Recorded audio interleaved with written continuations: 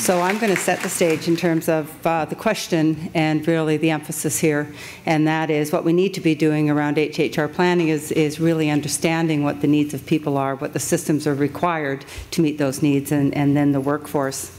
So this is something that was written in 1978 from Hall's book, Health Manpower Planning, and probably when we pick up many of our reports today, we could be making similar comments, and ultimately that there's all kinds of focus on systems, all kinds of focus on provider groups, and less really on trying to understand what the needs of people are and how we do things differently. So that, in fact, the result is that the needs of the system oftentimes have acquired a higher priority than the needs of the people to be served, 1978.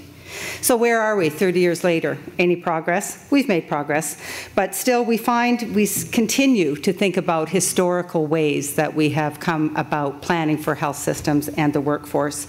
We're driven oftentimes by the whole notion around things that are unsustainable. There aren't more providers, there isn't more money to put in the health system in particular. And that, in fact, I think many of the sessions we've heard so far today have talked about innovation, and people talk a lot about innovation, but when we put innovation forward, is it making a difference? Is it having impact or not? We are making progress, and through the Pan-Canadian HHR network, where we're examining evidence, this is an important piece of trying to understand whether we're making any progress.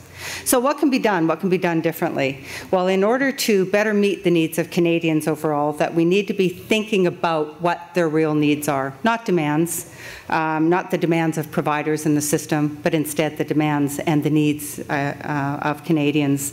And that we need to be thinking about changing structures in a meaningful way and the services that are being delivered, whether they're primary health care services or across other sectors, to meet those needs. And the teams need to be in place to actually address those needs. And there are. Recently, the Conference of Deputy Ministers have been interested in finding out more about innovation. We know that. And that in the Premier's working groups as well.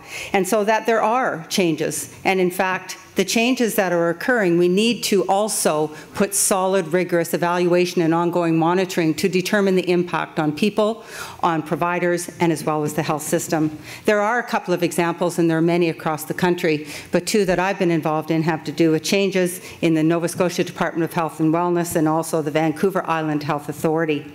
And what's innovative about these models and why?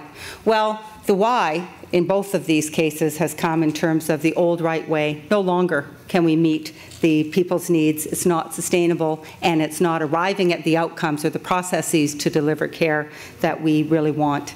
That in fact it started from the very premise of understanding the needs of people, patients, as opposed to what the providers wanted and how we organize services by type of chronic disease, for instance.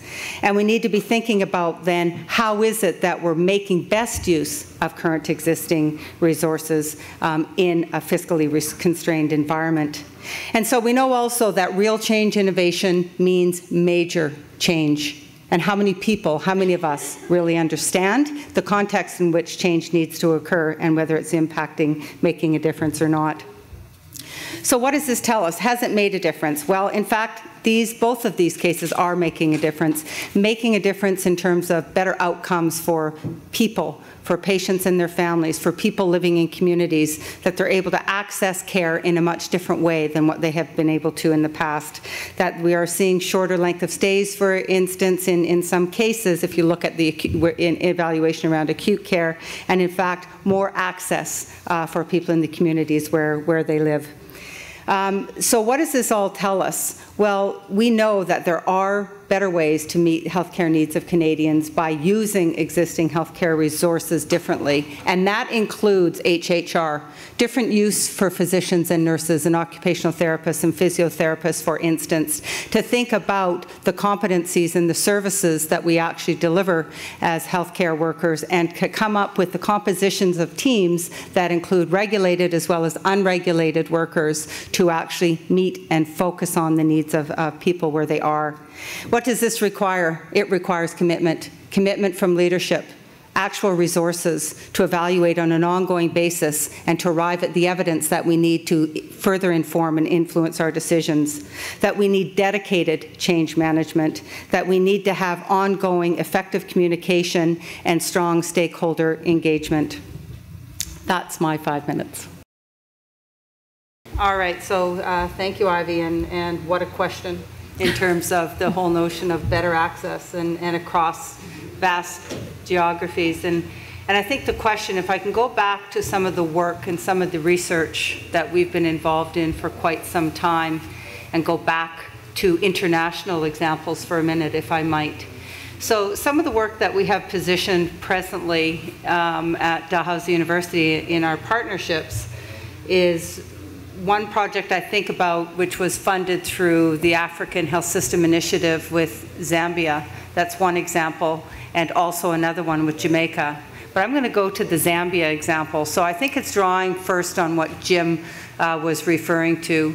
So Zambia, we know, we don't have to look far to know the global issues in health human resources and how in particular they have been experiencing this in sub-Saharan Africa.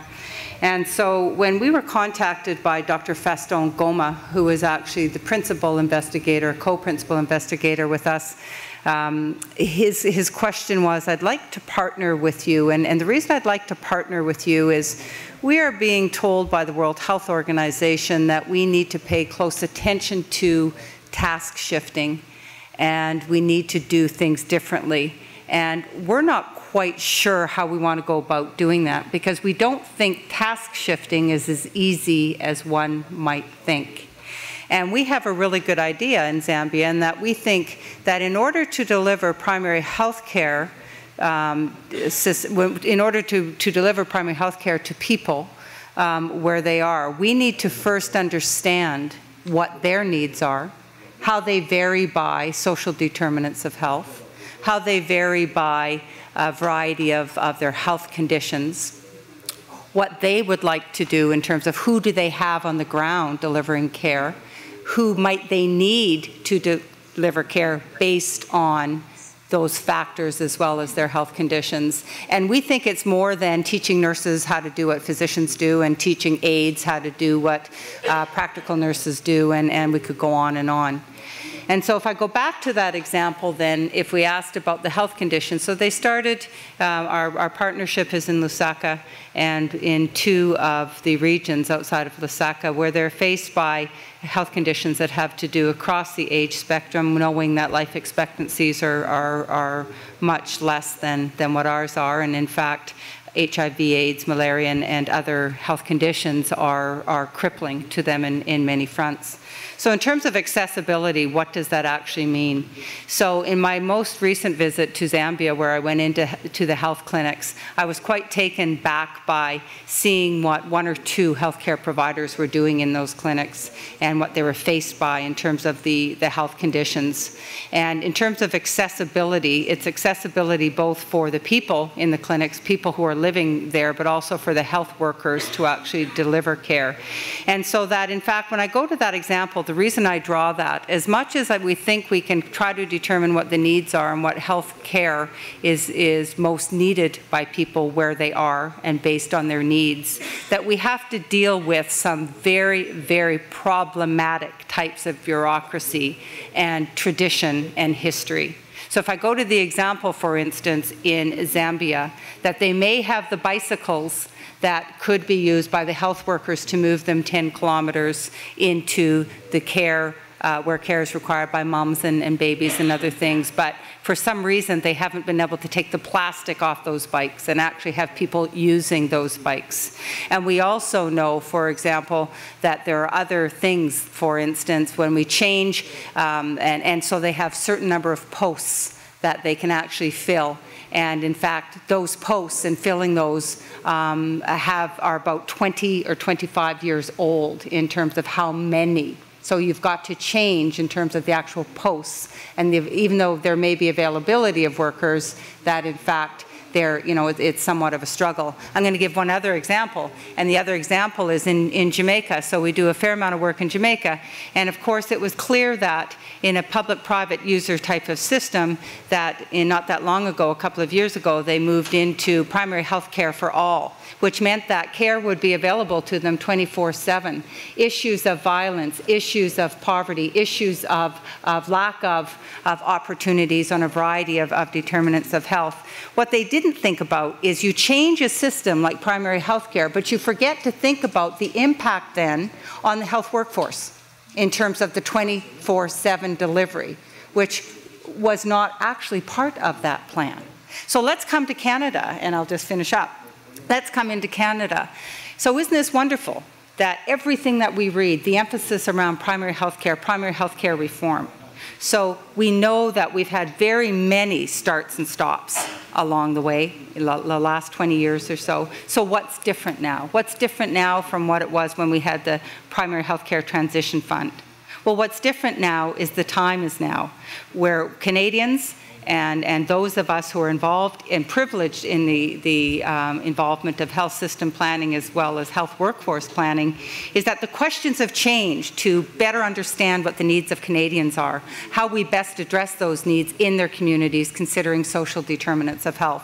Thinking about teams that aren't just nurses. I can talk about nurses because I am a nurse. Nurses, physicians, and those regulated workers, but instead it's thinking about different compositions of teams to actually deliver care and to deliver services. We know across this country in a federated system that people are very ready for change. But we also are hearing there's a commitment to try to determine whether change is making a difference or not for patients and families, for people where they are, for populations, for workforce, and as well as the system. So I'd like to acknowledge, I think, that we sit here, many of us see the leadership that the provinces and territories are taking on some fronts. We also are seeing federal funding agencies and some of the changes that they're actually asking to evaluate, and that is whether primary health care innovation in this country is making a difference, where it seems to be making a difference, how can we scale it up, and what are the metrics that we need to decide on. And so I think it's also that conversation around the metrics is one that is going to warrant a lot more conversation.